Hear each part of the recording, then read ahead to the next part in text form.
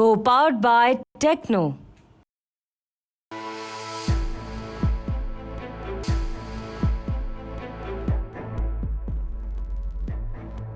Doctor Sanjay Kumar, ये हम लोगों ने भले ही रामायण में पढ़ा हो कि जाति पाति पूछे नहीं कोई, हरि का भजे सो हरि का होई। ये कैसा घनघोर कलयुग है और उसकी राजनीति है कि लोग बढ़ चढ़ करके कह रहे हैं कि हम तो फला हैं और हम इसी जाति के हैं, हम गर्व से कहते हैं। और दूसरा कहता है कि अरे वो तो फला है, और फिर एक बड़े राजनेता कहते हैं कि वो तो यादव की पैदाइश ही नहीं है। इस तरह के शब्दावली का प्रयोग किया जाता है।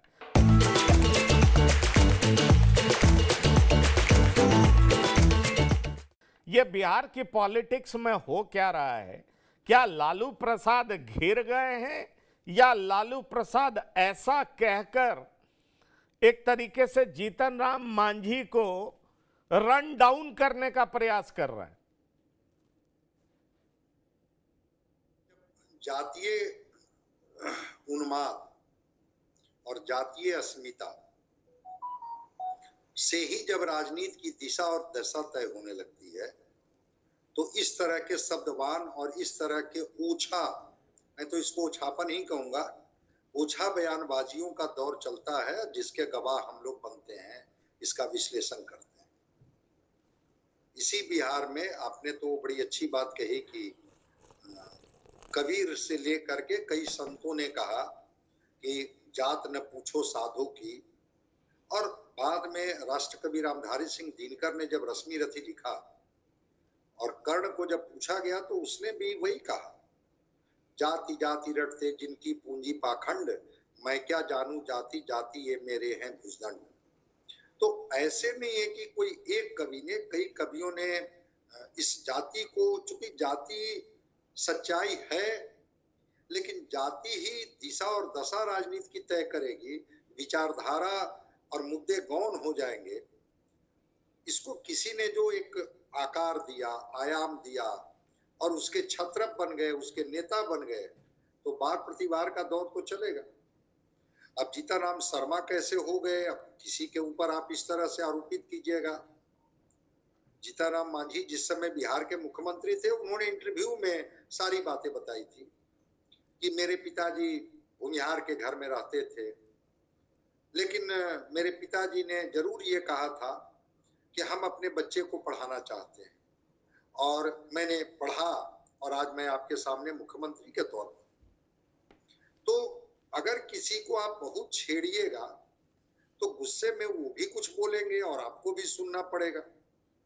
अब नवादा वाली बात को लेकर के, जो दलित बस्ती को लेकर के जो जीतनराम मांझी ने जिस तरह से सवाल उठाए, तेजस्वी यादव का जो तंज और व्यंग आया, जीतनराम मांझी भी आज बहुत कुछ बोल गए। और बोल गए तो अगर आप किसी को बोलिएगा, अब आज ही लालू प्रसाद यादव जी ने फिर प्रतिक्रिया में बोले, वो मुसहर है, वो भुइया है, अब प्रश्नवाचक है। तो भाई अभी तो जेनेटिक्स के माध्यम से आप तो पढ़े हैं, इसकी जांच करानी पड़ेगी कि क्या है भाई, उनका जीन क्या है। और जीन में भी जाति नहीं मिलेगी, जीन में भी कई पीढ़ियों का, एंसेस्टर का उनका ये मिलेगा, डीएनए मिलेगा। जीन में जाति खोजिएगा तो नहीं मिलेगी। वो बायोलॉजी में इसको पेडिग्री एनालिसिस कहते हैं। एग्जैक्टली। तो अब पेडिग्री एनालिसिस में अब कौन क्या है नहीं है, लेकिन हाँ, इस सच्चाई को हमको स्वीकार करना होगा, आपको स्वीकार करना होगा, पैनल में बैठे हुए लोगों को स्वीकार करना होगा कि आप जातीय उन्माद और जातीय धार दे करके प्रतिभा को बहुत दिन तक किनारे नहीं कर सकते हैं। ठीक है, डेमोक्रेटिक व्यवस्था में संख्या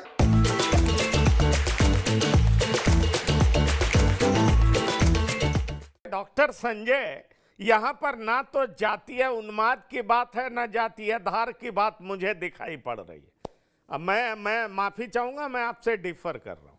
यहाँ तो बात ये चल रही है कि अरे तुम साबित करो तुम उस जाति के हो क्या। अब ये बताइए कि जीतन राम मांझी पूर्व मुख्यमंत्री कह रहे हैं कि ये तो गडेरिया है। अब गडेरिया कहने का मतलब है कि सीधा सीधा यादवों के बीच मैसेज देना कि अरे 14% जो जिसके दम पे ये कहते हैं हम बड़े नेता हैं, तो ये तो यादव दरअसल है ही नहीं, ये कुछ और हैं।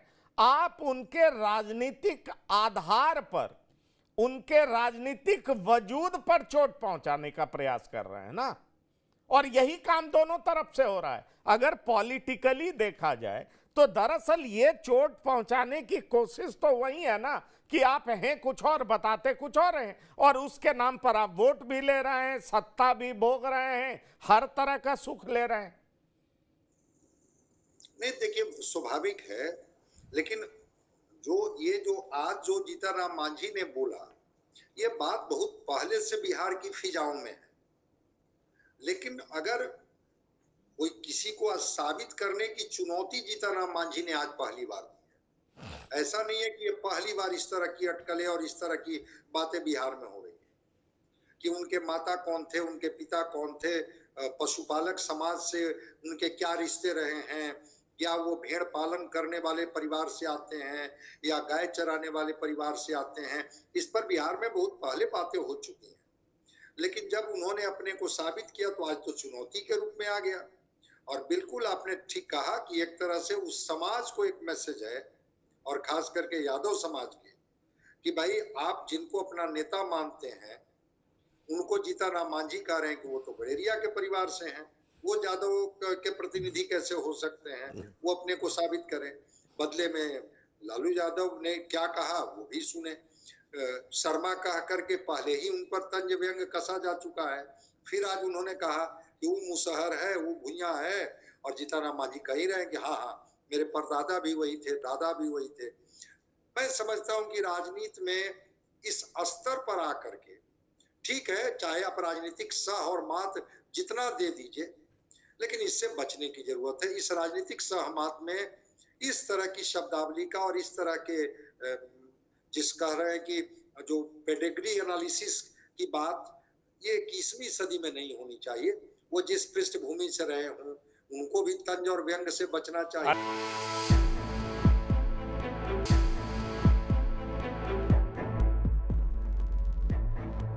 Co-powered by Techno.